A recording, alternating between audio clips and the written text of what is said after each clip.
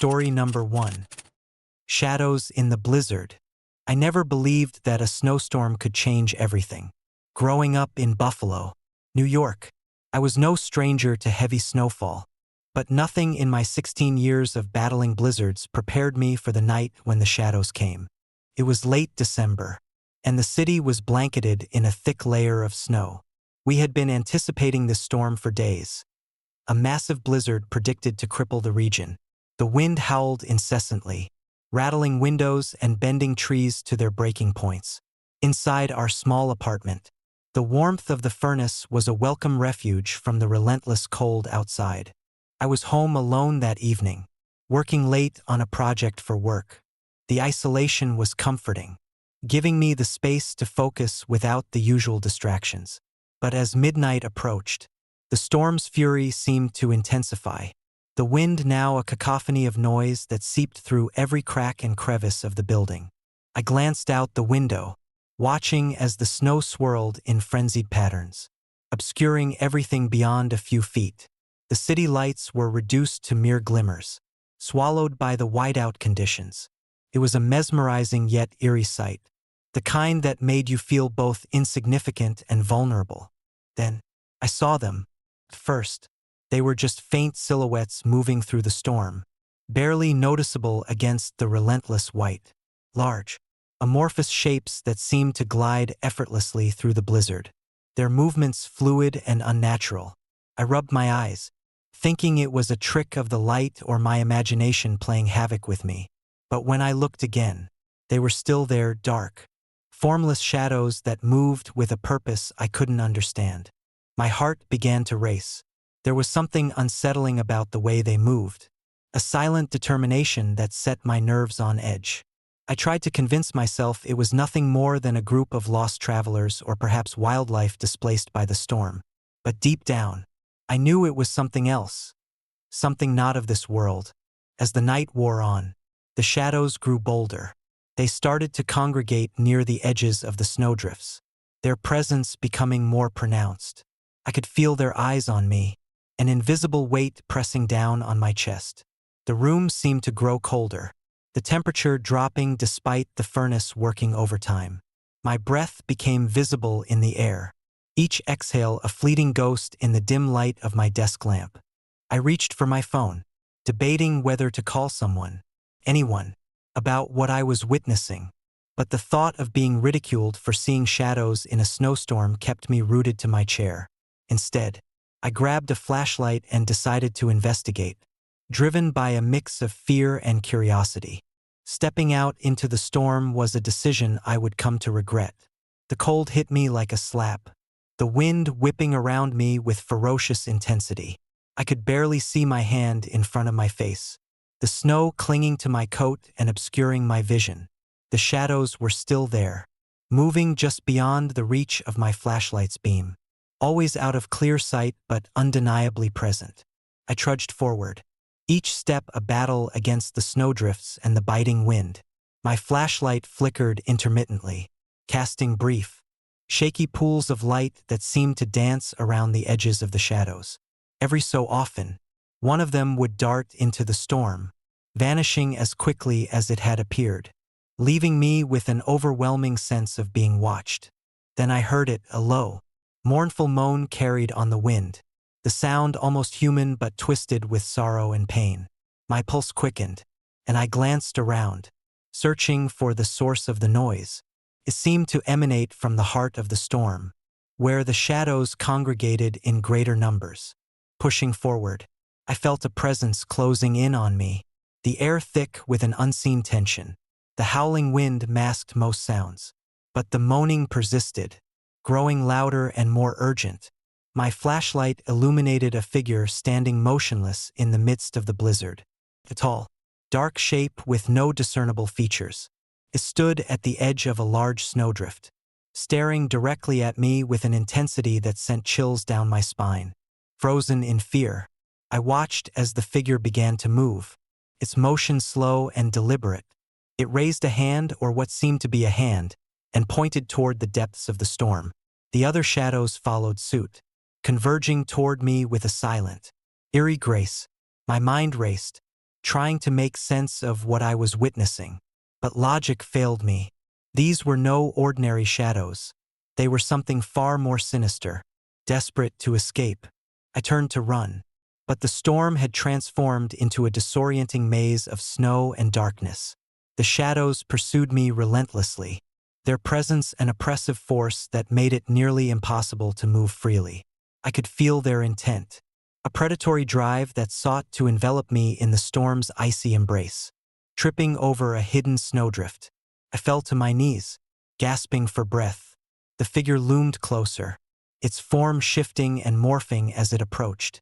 In that moment, I understood they were not just shadows, but spirits bound to the storm, lost souls seeking something I couldn't comprehend. Their eyes, if they had any, were voids of endless darkness, reflecting a sorrow that had no end, summoning every ounce of strength. I scrambled to my feet and stumbled back toward my apartment, the storm closing in on all sides. The shadows swirled around me, their whispers echoing in my mind, filling me with a dread that was almost physical. I could feel their fingers brushing against my skin, their touch cold and unrelenting. Reaching the safety of my building, I bolted the door behind me, slamming it shut as the storm raged on outside. My heart pounded in my chest, the fear threatening to consume me. I collapsed onto the floor, the sounds of the storm and the shadows still echoing in my ears. Hours passed in a blur of terror and exhaustion, the morning light finally breaking through the darkness and dispelling the immediate threat. But the memory of that night lingered, a haunting reminder of the unseen forces that lurk beyond our understanding. The shadows had vanished with the storm, leaving me to grapple with the question of what they truly were. Were they merely figments of my imagination, amplified by fear and isolation, or had I glimpsed something far more real and malevolent, a presence that defied explanation? In the days that followed, I sought answers, delving into local folklore and speaking with those who had lived through similar storms. Some dismissed my experience as a hallucination, a product of the mind breaking under extreme conditions. Others shared stories of the snow spirits, ethereal entities said to roam the blizzard-ravaged landscapes, forever bound to the storms that shaped them. Whether truth or myth, the encounter left an indelible mark on me. The next time a snowstorm hit, I found myself watching the snowflakes with a wary eye, half expecting to see those dark shapes gliding through the storm once more. The city continued to thrive amidst the winter's fury, but beneath the surface, the shadows of that night lingered, a silent testament to the thin line between reality and the supernatural. And sometimes, late at night, when the wind howls and the snow swirls outside my window, I can still hear their whispers, carried on the icy breeze, reminding me that some storms bring more than just snow. They bring the echoes of lost souls, forever wandering in the blizzard's embrace. Story number 2. Snowquake. I never thought my work as a climatologist would lead me to the edge of sanity. But the Siberian wilderness has a way of doing that. It wasn't the cold that changed me. It was the storm. Our team of 5 scientists had been studying the permafrost thawing in remote Siberia for months. The region was pristine, untouched by modern civilization, making it the perfect location for our research. The endless expanse of snow-covered land, the silence interrupted only by the crunch of our boots and the distant call of an eagle, was both beautiful and unnerving.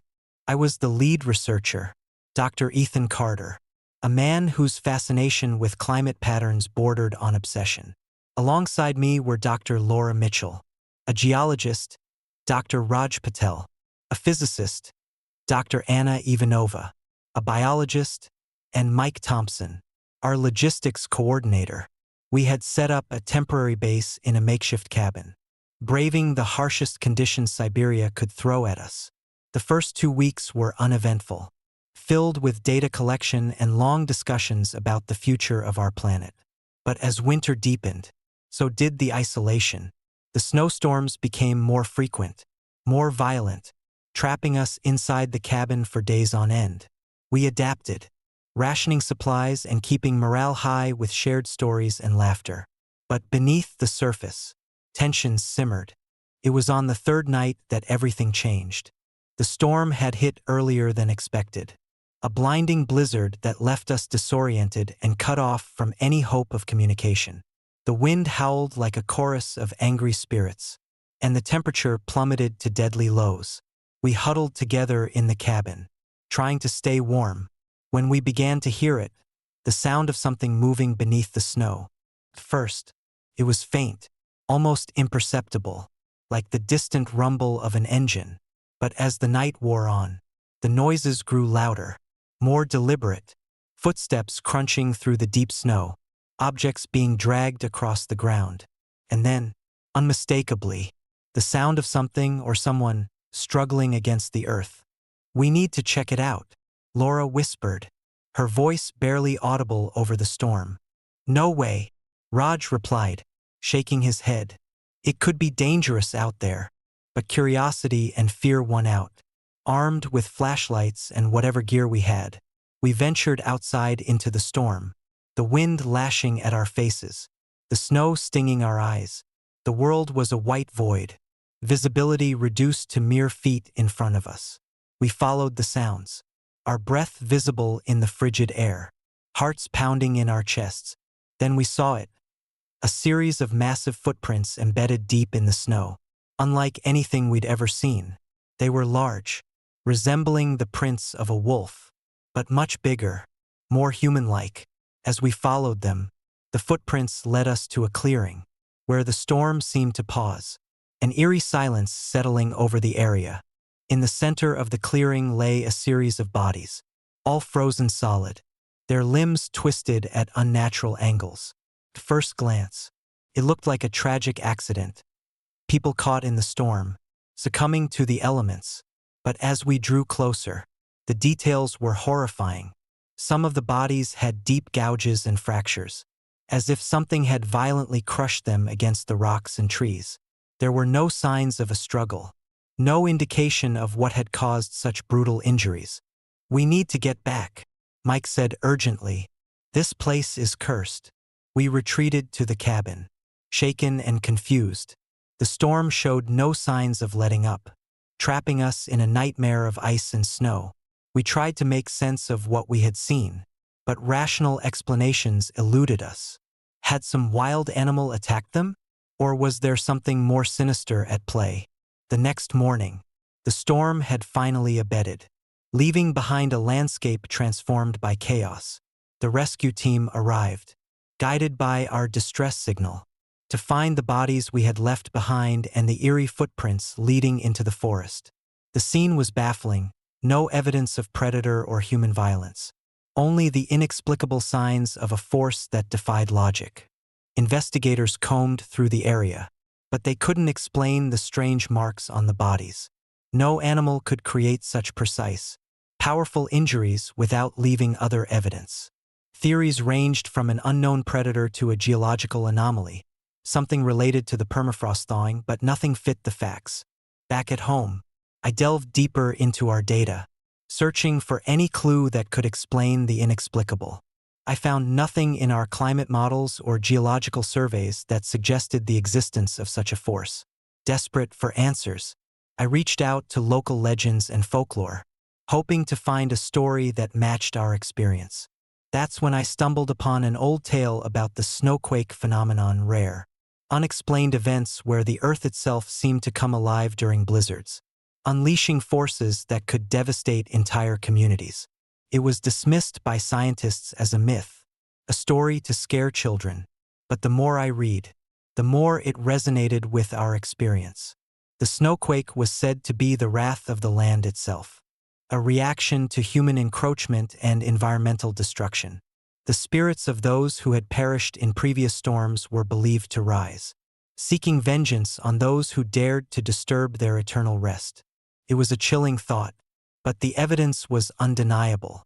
I couldn't shake the feeling that we had witnessed something beyond our understanding, a manifestation of nature's darkest impulses. The loss of my friends weighed heavily on me, their deaths a stark reminder of the fragility of life and the mysteries that still lie hidden in the world. Years have passed since that tragic winter, but the memories remain vivid, etched into my mind like the deep grooves in the snow where those footprints once lay. I still hear the howling winds and the distant cries of the lost, a haunting echo of that night in Siberia. The snowquake remains a subject of debate, a terrifying possibility that reminds us of the limits of our knowledge and the untamed power of nature. Sometimes, when a blizzard hits, I find myself staring out the window, listening to the wind's mournful song, and wondering if the snowquake will return, claiming more souls to feed its icy hunger. The wilderness holds its secrets tightly, and some mysteries are better left unexplored, buried beneath layers of snow and silence. And so, the story of the snowquake serves as a cautionary tale, a reminder that no matter how much we think we understand the world, there are forces beyond our control, lurking in the shadows, waiting for the next unsuspecting traveler to stumble into their frozen embrace. Story number 3. The Howl of the Northern Winds. I never believed in the supernatural. Growing up in Anchorage, Alaska, I was surrounded by the stark beauty of the wilderness and the harsh realities it presented. But nothing could have prepared me for the night I encountered the unknown on a remote island. A night that would forever alter my perception of nature and the forces that lie beyond our understanding. It was late November when our team received the distress signal. We were a small rescue unit, accustomed to battling blizzards and navigating treacherous terrains. The call came from a secluded island in the Aleutian chain, a place rarely frequented by outsiders. The signal was weak but clear enough to indicate a group of residents stranded by an unexpected snowstorm. As we approached the island on our snow-covered helicopter, the weather conditions worsened. The wind howled like a living beast, and the snowflakes whipped against the windows with relentless fury. By the time we landed, the storm had transformed the landscape into a monochromatic nightmare of whiteout conditions and biting cold. We set up our base near a cluster of cabins, remnants of an old fishing community that had long since been abandoned. The residents we were sent to rescue were supposed to be seasoned hunters and trappers, individuals well-versed in surviving the brutal Alaskan winters. Yet, something felt off from the moment we arrived. The first thing that struck me was the eerie silence. No sounds of creaking wood, no distant calls of wildlife, just an oppressive stillness that hung in the air. We split into pairs to search the area, calling out to locate any survivors. Hours passed with no response, and the storm showed no signs of relenting. It wasn't until late afternoon that we stumbled upon the first clue. Near the edge of the forest, partially buried in the snow, were footprints unlike any we had seen before. They were large, elongated, and walked on two legs, but the gait was unnatural, almost predatory. The realization hit us hard. We weren't dealing with mere humans here. As dusk began to settle, the temperature plummeted, and the wind picked up once more. We regrouped at the base, tension mounting with each passing minute. That's when we heard it, a distant, mournful howl that seemed to emanate from the very heart of the forest. It was a sound both haunting and deeply unsettling, resonating through the trees and echoing across the snow-covered ground. Determined to find the missing group, we ventured deeper into the forest, following the trail of the strange footprints. The howling grew louder, more intense, as if calling out to us, urging us to turn back. But we pressed on, driven by a sense of duty and the fear of what might have happened to the stranded residents. Night fell quickly, and the storm intensified, turning the forest into a swirling vortex of snow and darkness. We found ourselves in a clearing, the howling now deafening, as if the wind itself had taken on a malevolent voice. In the center of the clearing stood a figure, a hulking shape covered in thick, matted fur, eyes glowing an unnatural red in the darkness. It was humanoid, yet undeniably animalistic, a grotesque fusion of man and beast. Frozen with fear, we watched as the creature moved with a predatory grace, circling us with deliberate intent. It let out another ear-piercing howl, and suddenly, the ground beneath us seemed to come alive with movement. Shadows twisted and writhed, and the snow around us was churned up as if invisible forces were at play. One of my team members, Jake, mustered the courage to speak. "We need to retreat," he whispered, his voice trembling. But before we could react, the creature lunged, its claws slashing through the air with terrifying speed. We scattered, running in all directions, the howling and the storm converging into a chaotic symphony of fear. I found myself alone, the cold seeping into my bones, my breath coming in ragged gasps. The footprints we had been following were now indistinguishable, wiped away by the relentless storm. Panic set in as I struggled to find my way back, every sense heightened by the primal fear that something was hunting me in the darkness. Hours felt like days as I navigated the treacherous terrain, the storm showing no mercy. Just when I thought I couldn't go on any longer, I stumbled upon the remains of the missing group. Their bodies were found scattered around a makeshift campsite, some frozen solid, others bearing the same strange wounds as the footprints we had discovered.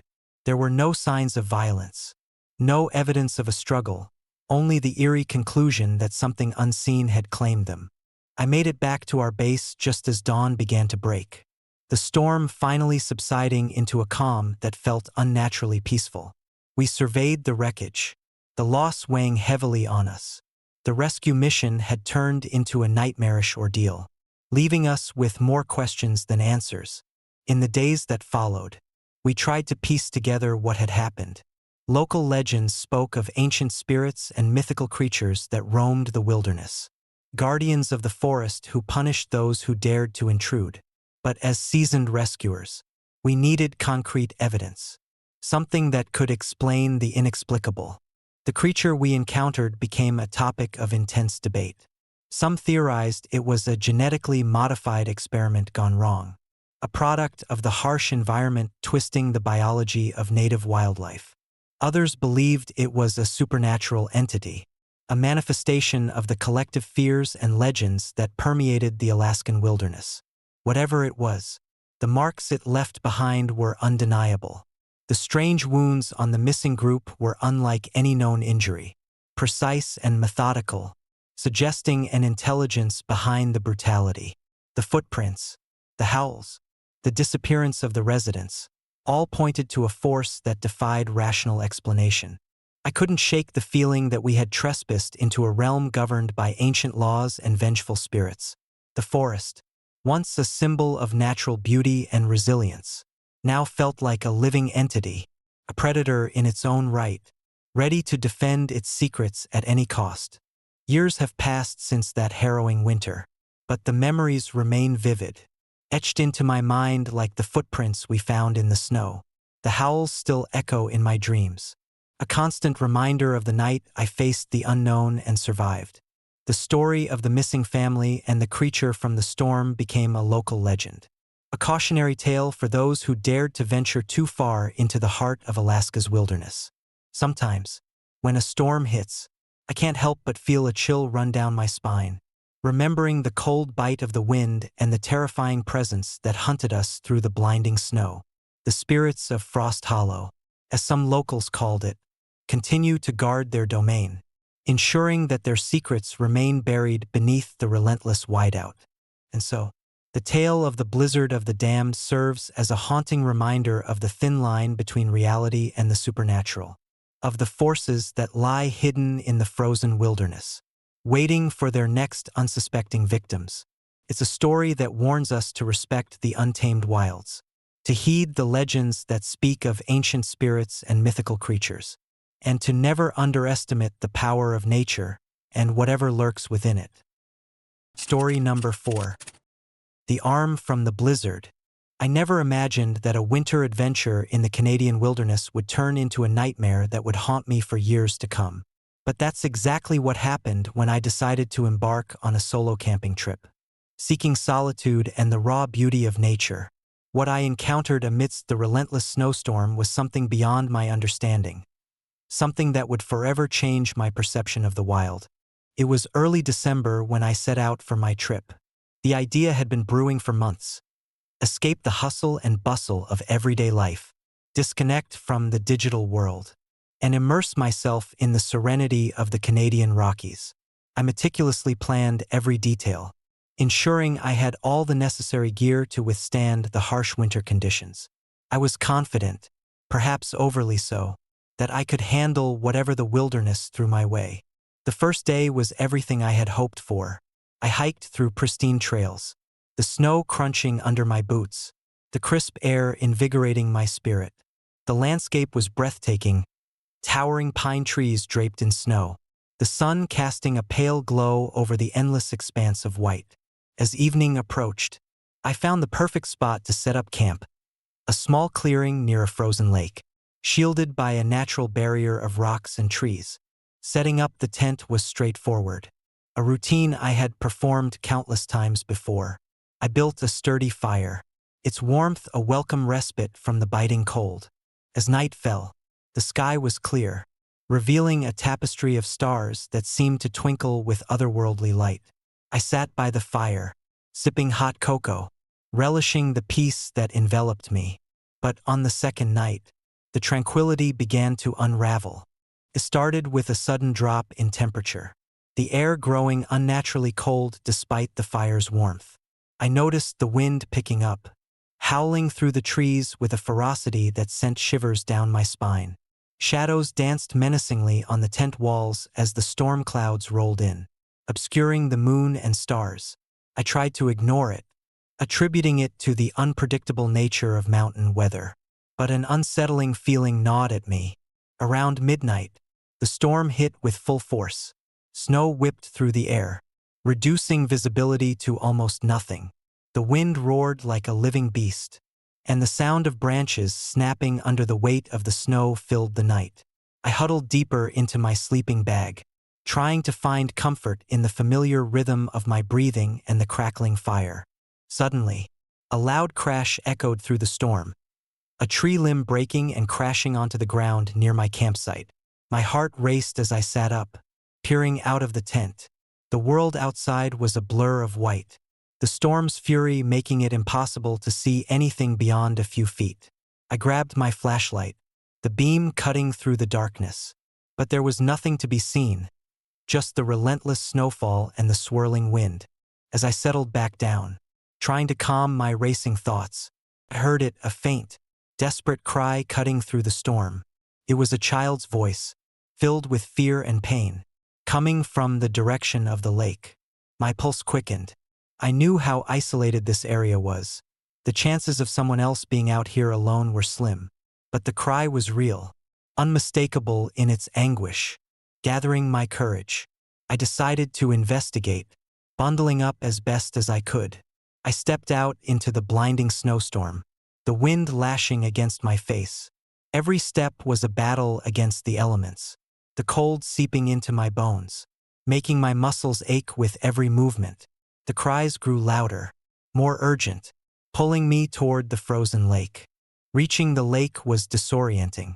The storm had intensified, the snow now falling in thick, heavy drifts that made movement nearly impossible. I scanned the area, the flashlight beam trembling in my hand, searching for any sign of life. That's when I saw it. A glimmer of movement near the ice, a shadowy figure struggling against the wind. Heart pounding, I approached cautiously, the cries now sounding like wails of pure terror. As I drew closer, the figure became clearer, a small child, eyes wide with fear, limbs flailing as if trying to escape an unseen force. I reached out a hand, desperate to help, but before I could touch them, the ground beneath me gave way. In an instant, I was plunged into darkness, the cold enveloping me like a death trap.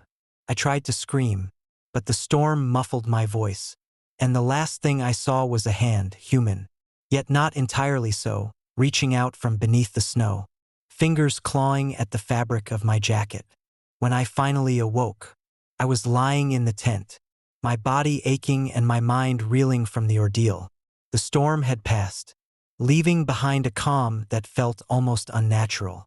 Exhausted and disoriented, I tried to gather my bearings, but the fear and confusion were overwhelming. I stumbled out of the tent, only to be met with a horrifying sight. Embedded in the snow near the lake was a dismembered arm, fingers curled tightly as if clutching something that no longer existed. Blood had seeped into the snow, creating dark, sinister patterns that stood out starkly against the white landscape. My mind raced, struggling to make sense of what I had witnessed. Had I imagined the child? Was the arm a result of some animal attack? Or had something or someone tried to pull me into the storm? Determined to find answers, I returned to the campsite to search for any clues. But the night before, I had left the area in a state of confusion and fear. There was no sign of the child, no evidence of what had caused the arm to be where it was. The forest was silent once more, the snow covering any traces of the previous night's chaos. As dawn broke, I knew I had to leave, packing my gear as quickly as possible. I made my way back to the trail, every step heavy with dread. The memories of the cries and the desperate struggle with the unknown still clung to me, making each movement feel like a burden. The drive back to civilization was long and arduous, the image of the arm and the feeling of being watched haunting me every mile. Upon reaching the nearest town, I contacted the local authorities, detailing my experience. They conducted a search of the area, but aside from the arm, there was nothing else to be found. No signs of another person, no indication of an animal attack, nothing to explain the gruesome evidence left behind. The case quickly went cold, dismissed as a bizarre accident or perhaps a hallucination brought on by the extreme conditions. But those in the town knew better. Whispers spread about the mysterious disappearance and the horrific discovery, fueling rumors of vengeful spirits and malevolent forces that roamed the snowy wilderness. Some believed that the storm was a manifestation of anger from those who had perished in previous blizzards, their souls forever trapped in the frozen landscape, seeking retribution on those who dared to enter their domain. I couldn't shake the feeling that something beyond our understanding had attacked me that night. The arm wasn't just a random act of violence. It was a message, a warning to stay away from the depths of the Canadian wilderness. I often wondered about the child I thought I saw. Was it a spirit, a victim of the storm, or something far more sinister? Years have passed since that night, but the memory remains vivid, etched into my mind like the deep grooves in the snow where the arm was found. I've sought answers, delving into local legends and speaking with those who've encountered similar phenomena. But the truth remains elusive. The wilderness holds its secrets tightly, and some mysteries are better left unsolved. Sometimes, when a snowstorm hits, I find myself staring out the window, listening to the wind howl and the snow swirl outside, wondering if the spirits of Frost Hollow are still out there, watching and waiting.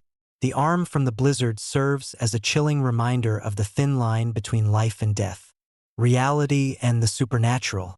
It's a story that I share with caution, knowing that some places are not meant to be explored, and some storms carry with them forces that defy explanation. And so, the legend of the arm from the blizzard lives on, a haunting tale of survival, mystery, and the relentless power of the winter wilderness. It's a story that warns of the dangers lurking in the frozen depths, waiting for the next unsuspecting traveler to stumble into their icy grip. Story number 5. Whispers in the whiteout. I still wake up in the middle of the night, drenched in sweat, haunted by the memories of that fateful winter in New England. The snowstorm wasn't just a natural disaster. It was a harbinger of something far more sinister, claiming lives and unraveling the very fabric of our sanity. Let me take you back to those terrifying days when my family and I decided to defy the elements and seek adventure in the unforgiving wilderness of Vermont. It was early December when we set out on our road trip, a family of 4 eager to escape the hustle and bustle of our busy lives in Boston. My wife, Laura, our teenage son, Jake, and our daughter, Emily, were all excited for a weekend getaway in the picturesque mountains of Vermont. The plan was simple: drive through the scenic routes, reach a secluded cabin nestled deep within the forest, and spend a couple of days enjoying the tranquility and beauty of nature. The cabin we rented was an old, rustic structure perched on the edge of a dense forest, surrounded by towering pines and overlooking a pristine, frozen lake. It was perfect. The first day passed without a hitch. We hiked through snow-laden trails, built snowmen, and relished the warmth of the fireplace as night fell. The silence of the forest was both soothing and isolating, a perfect escape from our hectic lives. But on the second night, everything changed. We had settled into our routine, enjoying a hearty dinner and sharing stories by the fire. The wind howled outside, a gentle reminder of the winter's grip on the land. Around midnight, as we were getting ready for bed, the weather took a sudden turn. The wind intensified, and thick snow began to fall, swirling in chaotic patterns. Before we knew it, a blinding snowstorm engulfed the area, reducing visibility to near zero. Our car had broken down earlier that day, and with the worsening weather, we realized we were stranded. The cabin was our only shelter, but as the storm raged on, we knew we had to make a decision. The next morning, the storm showed no signs of abating, and the road was completely impassable. We decided to abandon the car and seek better shelter within the forest, hoping to ride out the blizzard in a more protected area. We ventured into the thickening snow, each step a battle against the biting cold and the relentless wind. The forest was eerily quiet, the usual sounds of wildlife silenced by the storm. Hours passed as we struggled to find a suitable spot, our progress hampered by the deep snow and treacherous footing. Exhaustion set in, and our breaths became visible puffs in the frigid air. Finally, we stumbled upon a small clearing with remnants of an old campsite, rusty fire rings and forgotten gear scattered around. It wasn't much, but it offered some semblance of shelter from the storm. We set up what we could, huddling together for warmth as the blizzard continued to rage outside. That night, as we tried to sleep, the storm reached its peak. The wind howled like a chorus of angry spirits, and the snow piled up against the makeshift shelter. Amidst the chaos, we heard it, a faint, muffled sound, like whispers carried on the wind. At first, we thought it was just our minds playing tricks on us, the isolation and exhaustion manifesting as eerie noises. But then the whispers grew louder, more distinct. It sounded like voices, pleading, crying, and calling out for help. Laura tried to reassure us, telling herself and the kids that it was just the storm, but her voice trembled with uncertainty. Jake and Emily clung to her, their faces pale and eyes wide with fear. As midnight approached, the whispers intensified, merging into a cacophony of ghostly wails that seemed to emanate from all around us. Shadows danced at the edge of our vision, fleeting and indistinct, like apparitions trying to reach out from the darkness. The temperature inside our shelter dropped sharply, our bodies shivering uncontrollably despite our efforts to stay warm. Terrified, we decided we couldn't stay any longer.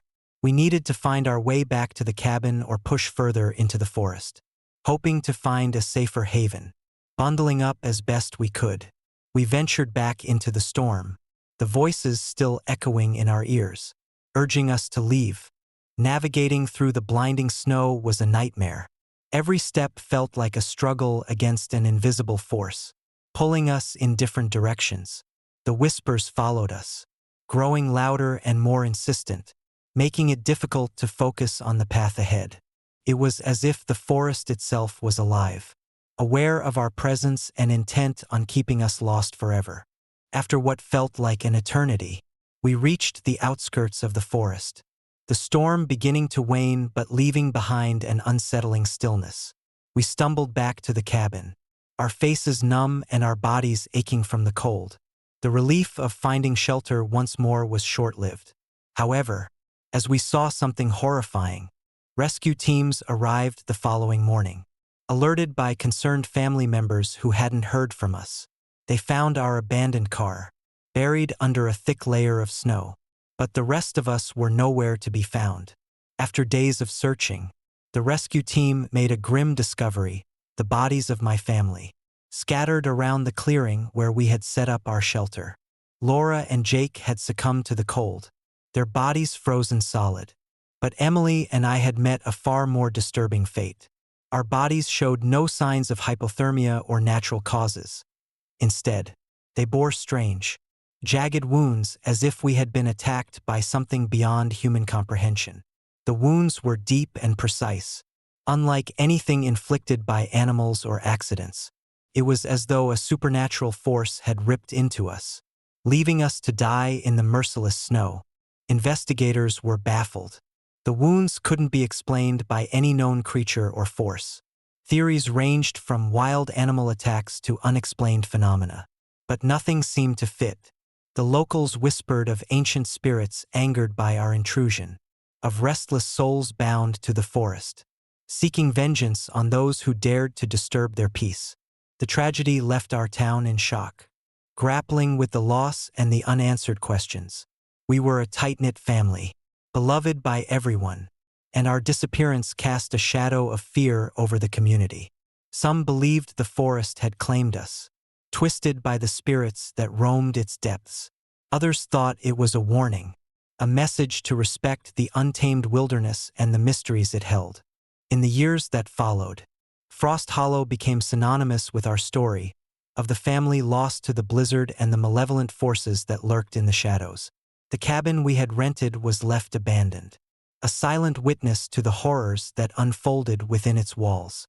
Locals avoided the area, and tourists rarely ventured too deep into the forest. The legends serving as a cautionary tale of nature's wrath and the supernatural dangers that lie beyond our understanding. 2. Was left to grapple with the aftermath of that night. The images of the whispers, the shadowy figures, and the inexplicable wounds haunted my dreams, a constant reminder of the thin line between life and death, reality and the supernatural. I couldn't escape the feeling that the forest still watched, waiting for the next unsuspecting souls to wander into its icy grip. Sometimes, when a snowstorm hits, I find myself staring out the window, listening to the wind howl through the trees, wondering if the spirits of Frost Hollow are still out there, guarding their secrets and ensuring that no one else falls victim to the same terrifying fate. The memory of my family's tragic end serves as a perpetual warning, a reminder that some places are not meant to be explored, and some storms carry with them forces that defy explanation. And so, the story of our disappearance remains etched in the annals of Frost Hollow, a chilling testament to the unseen horrors that lie within the heart of New England's wilderness. It's a story told in hushed tones, a legend that serves as both a warning and a haunting reminder of the night a blizzard brought more than just snow. It brought the wrath of restless spirits and the untold mysteries of the forest. Story number 6. The Snowstorm Ghosts of Colorado. I never believed in ghosts. Growing up in Denver, surrounded by the hustle and bustle of city life, I had little patience for superstitions and old wives' tales. But that changed one fateful winter when I found myself in the isolated town of Frost Hollow, Colorado, battling not just a brutal snowstorm but something far more sinister. Frost Hollow was the kind of place that didn't appear on most maps. Nestled deep within the Rocky Mountains, it was a small town of fewer than 200 souls, surrounded by dense forests and towering peaks. We were a group of 5 friends, Mike, Sarah, Jenna, Tom, and me, deciding to take a winter getaway to escape the pressures of our everyday lives. The idea was simple: rent a cabin, enjoy the serene beauty of the snow-covered landscape, and reconnect with nature. The cabin we chose was an old, rustic structure on the outskirts of town, with a stone fireplace, wooden beams, and large windows that framed the wilderness outside. It was perfect. We arrived on a clear afternoon, the sun casting a golden hue over the pristine snow. The air was crisp, each breath a visible puff that lingered in the chill. The first 2 days were idyllic. We hiked through the snow-laden trails, built snowmen, and spent evenings sharing stories by the fire. Frost Hollow was charming in its simplicity, the townsfolk friendly but reserved, their lives seemingly untouched by time. On the 3rd night, however, everything changed. It began innocently enough. As we sat around the fireplace, the wind picked up, howling through the trees with an intensity that rattled the windows. Sarah, ever the storyteller, began recounting local legends about Frost Hollow, Tales of spirits trapped by past snowstorms, unable to find peace. We laughed it off, sipping our hot cocoa, the flickering flames casting eerie shadows on our faces. But as midnight approached, an uneasy silence settled over the cabin. The storm outside intensified, snow swirling violently, reducing visibility to near zero. Then, we started hearing it soft, almost imperceptible whispers carried by the wind. At first, we thought it was just the storm playing tricks on our minds. But the whispers grew louder, more distinct, as if voices were trying to communicate with us from beyond. Jenna, always the brave one, suggested we check outside to see if anyone was seeking shelter. Grabbing our flashlights, we stepped into the blinding snowstorm. The world was a blur of white, the wind biting our faces, making it hard to see or hear anything clearly. As we walked around the cabin, the whispers persisted, now accompanied by the sound of footsteps crunching through the snow, heavy, deliberate steps that seemed to circle us. Suddenly, Tom stopped in his tracks, pointing toward the edge of the clearing. Through the swirling snow, we saw it, a shadowy figure standing just beyond the cabin's perimeter. It was tall, indistinct, moving with an unnatural speed that made it seem almost ethereal. As we watched, the figure glanced directly at us, its presence sending chills down our spines. Before we could react, it vanished into the storm, leaving us breathless and unnerved. Back inside, the atmosphere had shifted. The whispers had transformed into mournful cries, echoing through the cabin like the lament of lost souls. We huddled together, the fear palpable, as the storm raged on outside. It was then that we heard the unmistakable sound of doors slamming and windows shattering. Despite the fact that we had secured everything earlier, panic set in as we realized the cabin was no longer our safe haven. Objects flew across the room, bookshelves toppled, and the temperature plummeted, frost forming on the windows and doors. Sarah screamed, clutching her chest as invisible forces pressed against her, making it hard to breathe. Mike tried to calm us down, but his voice was drowned out by the chaos enveloping us. Desperate to escape, we grabbed whatever we could and fled into the storm, the cries and whispers trailing behind us like a haunting melody. The snowstorm showed no mercy, swallowing us in its relentless fury as we struggled to find our way back to town. Every step felt like a battle against the elements, our hearts pounding with fear and exhaustion. Hours later, battered and frostbitten, we stumbled upon a barely visible trail that led us out of the forest and towards Frost Hollow. As dawn broke, the storm subsided, leaving behind a landscape transformed by the night's horrors. We made it to town, collapsing in front of the local diner, too exhausted to speak. The townsfolk gathered around us, their faces a mix of concern and knowing dread.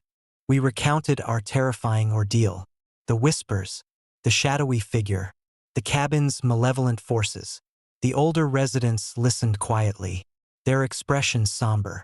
One elderly man, eyes hollow with memories, finally spoke. "You've encountered the spirits of Frost Hollow," he said, his voice barely above a whisper. "They're restless, bound by the snowstorms that took their lives. They seek vengeance on those who disturb their peace." The realization hit us hard. We had thought Frost Hollow was just a quaint, secluded town, but it held secrets far darker than we could have imagined. The snowstorm was no ordinary blizzard. It was a manifestation of the spirit's anger, a force of nature intertwined with the supernatural. We left Frost Hollow that day, vowing never to return. But the memory of those ghostly whispers and the chilling gaze of the shadowy figure lingered, haunting our dreams and reminding us of the thin line between the natural and the supernatural. We had ventured into the heart of darkness, and the spirits of Frost Hollow had marked us forever. Years later, whenever a snowstorm hits, I can't help but think back to that night in Colorado. The stories of Frost Hollow serve as a cautionary tale, a reminder that some places are better left undisturbed. And sometimes, in the dead of winter, I swear I can still hear the echoes of those lost souls, their cries carried on the wind. forever trapped in the blizzard of the damned. Story number 7. Blizzard of the Damned. I still wake up in a cold sweat, haunted by the memories of that fateful winter in Siberia. The snowstorm wasn't just a natural disaster. It was a nightmare come to life, claiming lives and unraveling the very fabric of our sanity. Let me take you back to those terrifying days when a group of us decided to defy the elements and seek adventure in the unforgiving wilderness of Siberia. Our group was composed of 5 friends. Myself, Tom, my best friend, Jake, Sarah, an experienced mountaineer, Emily, the ever-curious photographer, and Mike, our guide who had led numerous expeditions in these remote regions. We had planned this trip meticulously, dreaming of conquering the majestic peaks and capturing the pristine beauty of the Siberian winter.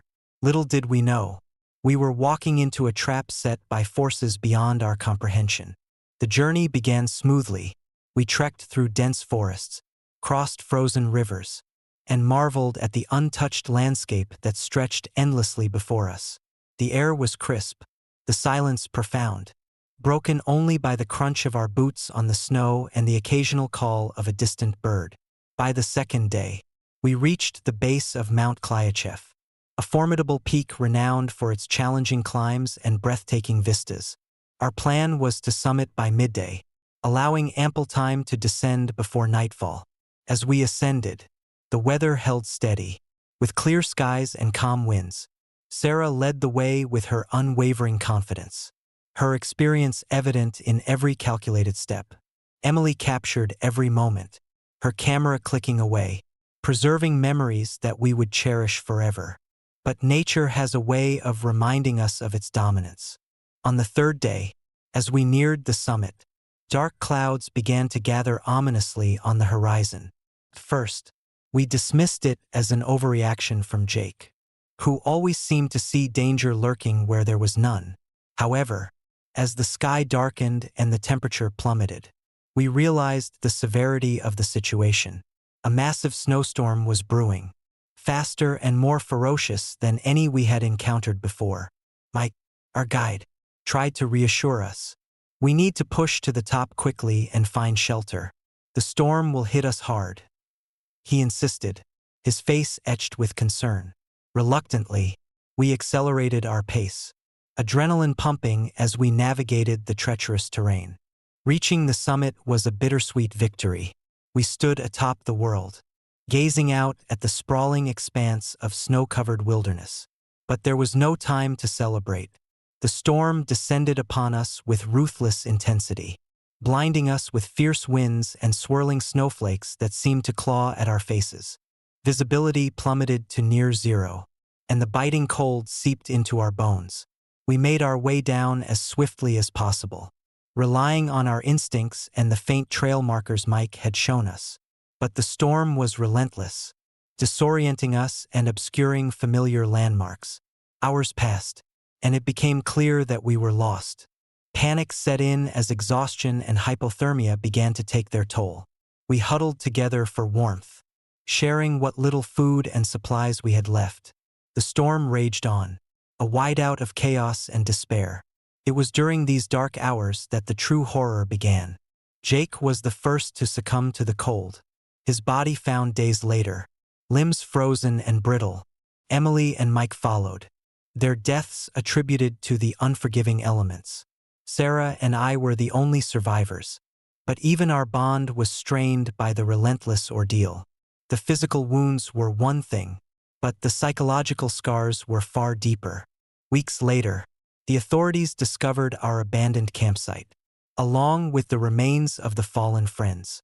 But it was the strange wounds on Emily and Mike's bodies that baffled the investigators.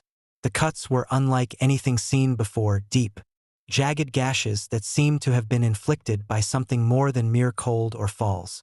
The wounds bore no resemblance to animal attacks or human violence, leaving experts to ponder the inexplicable. Rumors began to circulate about the mountain and the storm that had claimed our lives. Some spoke of ancient spirits angered by our intrusion. Others whispered about mythical creatures that roamed the Siberian wilderness, preying on unsuspecting adventurers. But the truth was far more sinister and unfathomable. Years have passed since that dreadful winter, but the memories remain vivid, etched into my mind like the frozen landscape that claimed my friends. I often find myself staring blankly into the snow, haunted by the sounds of that storm, the howling winds, the distant cries, and the eerie silence that followed the destruction. Sometimes, late at night, when the wind howls outside my window, I swear I can hear the faint whispers of those we lost, calling out for salvation that never came. The mountain stands tall and indifferent, a silent witness to the horrors that unfold beneath its icy grip. And I can't help but wonder if we were merely pawns in a game orchestrated by forces beyond our understanding. Our lives snuffed out like candles in a blizzard. I avoid the mountains now, shunning the call of adventure that once burned so brightly within me. The cost is too high, the price of curiosity too steep.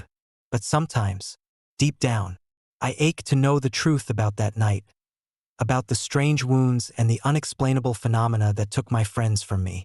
Until then, I carry the weight of their loss, a constant reminder of the fragility of life and the darkness that lies hidden in the heart of the wilderness.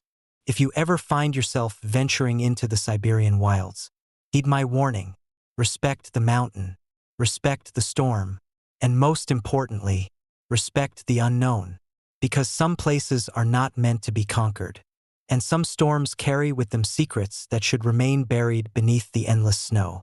And remember, when the winds howl and the snow swirls around you, know that you are not alone. The spirits of those who came before you linger, their whispers carried on the icy breeze, forever lost in the blizzard of the damned.